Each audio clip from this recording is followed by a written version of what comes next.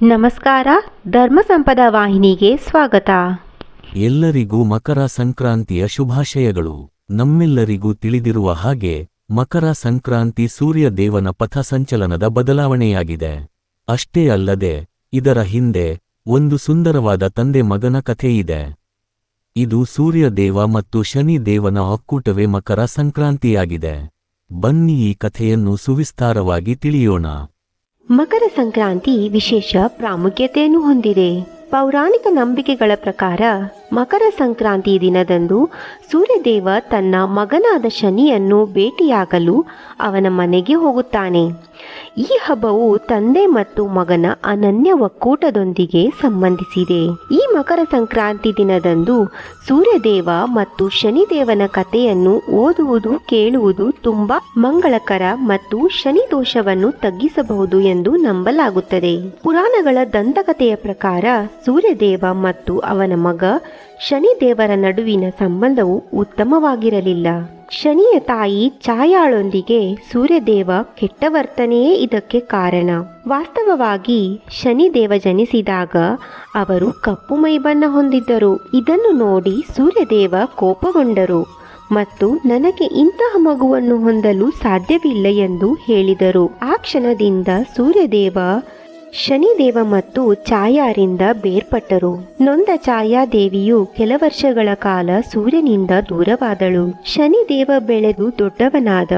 ಆಗ ತಾಯಿಯಿಂದ ಎಲ್ಲ ವಿಷಯಗಳನ್ನು ಅರಿತು ತಂದೆಯಾದ ಸೂರ್ಯನನ್ನು ಭೇಟಿ ಮಾಡಲು ಹೋದನು ಮತ್ತು ತುಂಬಾ ಬೇಡಿಕೊಂಡನು. ಆ ಸಮಯದಲ್ಲಿಯೂ ಸಹ ಸೂರ್ಯದೇವ ಶನಿಯನ್ನು ತನ್ನ ಮಗನನ್ನಾಗಿ ಒಪ್ಪಿಕೊಳ್ಳಲಿಲ್ಲ. ಕೋಪಗೊಂಡ ಶನಿಯು ಸೂರ್ಯದೇವನಿಗೆ ತನ್ನ ತೇಜಸ್ಸನ್ನು ಕಳೆದುಕೊಳ್ಳುವಂತೆ ಶಪಿಸಿದನು.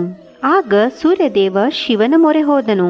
ಶಿವನು ತನ್ನ ಭಕ್ತೆಯಾದ ಛಾಯಾದೇವಿಯ ಮಗ ಶನಿಯ ವಕ್ರದೃಷ್ಟಿ ಶಕ್ತಿಯನ್ನು ಪರೀಕ್ಷಿಸಿದರು ಮತ್ತು ಶನಿಯನ್ನು ಕರ್ಮಗಳ ನ್ಯಾಯಮೂರ್ತಿಯಾಗಿ ನೇಮಿಸಿದರು. ಶನಿಯ ವಕ್ರದೃಷ್ಟಿಯಿಂದ ದೂರವಿರಲು ಸದಾ ಒಳ್ಳೆಯ ಕಾರ್ಯ ಮಾಡಬೇಕು ಎಂದು ಶಿವ ಹೇಳಿದರು. ಶಾಂತನಾದ ಶನಿದೇವ ತನ್ನ ಶಾಪವನ್ನು ಹಿಂತೆಗೆದುಕೊಂಡನು. ಆಗ ಸೂರ್ಯದೇವ ತನ್ನ ತಪ್ಪನ್ನು ಅರಿತುಕೊಂಡು ಕ್ಷಮೆ ಕೇಳಿದರು.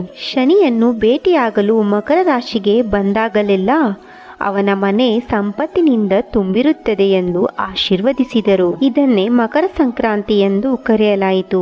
ಸಂಕ್ರಾಂತಿ ಎಂಬುದು ಸಂಸ್ಕೃತದ ಪದ. ಖಗೋಳಶಾಸ್ತ್ರದಲ್ಲಿ ಇದನ್ನು ಸ್ಥಾನಪಲ್ಲಟ ಅಥವಾ ವರ್ಗಾವಣೆ ಎಂದು ಕರೆಯುತ್ತಾರೆ. ಅದೇ ರೀತಿಯಾಗಿ ಈ ದಿನದಂದು ಎಳ್ಳು ಬೆಲ್ಲ ಹಂಚುವುದು ಪದ್ಧತಿ ಇದೆ.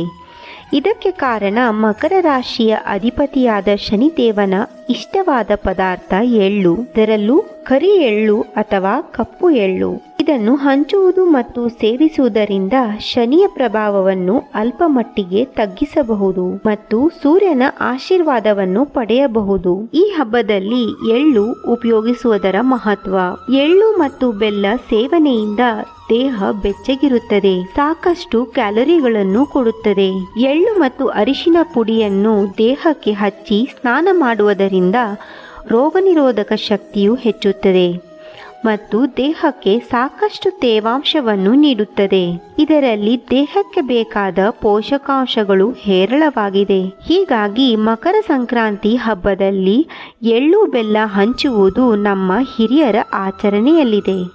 ಇನ್ನು ವೈಜ್ಞಾನಿಕವಾಗಿ ಹೇಳುವುದಾದರೆ ಸೂರ್ಯ ಭೂಮಿಯ ದಕ್ಷಿಣ ಗೋಳಾರ್ಧದ ಮೇಲೆ ನೇರ ಕಿರಣಗಳನ್ನು ಬಿತ್ತರಿಸುತ್ತಾನೆ. ಈ ಕಾರಣದಿಂದಾಗಿ ಉತ್ತರ ಗೋಳಾರ್ಧದಲ್ಲಿ ರಾತ್ರಿ ಹೆಚ್ಚು, ಹಗಲು ಚಿಕ್ಕದಾಗಿರುತ್ತದೆ ಮತ್ತು ಶೀತ ವಾತಾವರಣ ಹೆಚ್ಚಿರುತ್ತದೆ. ಈ ಮಕರ ಸಂಕ್ರಾಂತಿಯಂದು ಸೂರ್ಯ ಭೂಮಿಯ ಉತ್ತರ ಗೋಳಾರ್ಧದ ಕಡೆಗೆ ಚಲಿಸಲು ಪ್ರಾರಂಭಿಸುತ್ತಾನೆ. ಇದರಿಂದ ಋತುಮಾನವೂ ಬದಲಾಗುತ್ತದೆ. ಹಗಲು ಹೆಚ್ಚಾಗುತ್ತದೆ ಮತ್ತು ರಾತ್ರಿ ಚಿಕ್ಕದಾಗಲು ಆರಂಭಿಸುತ್ತದೆ. ಇದರಿಂದ ರೈತರಿಗೆ ಮತ್ತು ಅವರ ಬೆಳೆಗಳಿಗೆ ತುಂಬಾ ಅನುಕೂಲವಾಗುತ್ತದೆ ಮತ್ತು ಇದನ್ನು ಸುಗ್ಗಿ ಕಾಲ ಎಂದು ಕರೆಯುತ್ತಾರೆ. ನಮ್ಮ ದೇಶದ ಜನಸಂಖ್ಯೆಯ ಪ್ರಮುಖ ಭಾಗವು ರೈತರನ್ನು ಒಳಗೊಂಡಿದೆ. ಇದರಿಂದಾಗಿ ಈ ಹಬ್ಬವನ್ನು ದೇಶದ ಇತರ ಭಾಗಗಳಲ್ಲಿ ಸಂಕ್ರಾಂತಿಯನ್ನು ವಿಭಿನ್ನವಾಗಿ ಆಚರಿಸುತ್ತಾರೆ. ಎಲ್ಲರಿಗೂ ಮಕರ ಸಂಕ್ರಾಂತಿ ಹಬ್ಬದ ಶುಭಾಶಯಗಳು. ಧನ್ಯವಾದಗಳು.